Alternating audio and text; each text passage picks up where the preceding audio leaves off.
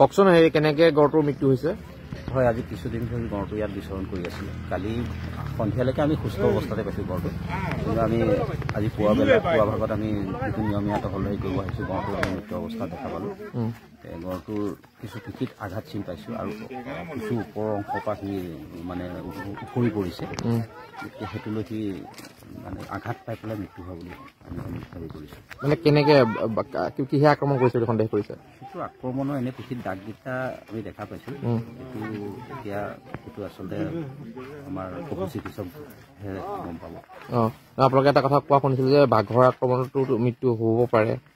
সেইটো ধৰক বাঘটো আছে ইয়াত বাৰু, বাঘ আক্ৰমণ বুলি আমি সবিশেষ ক'ব নোৱাৰিম, কাৰণ সেইটো আচলতে পশু চিকিৎসকেহে জানিব।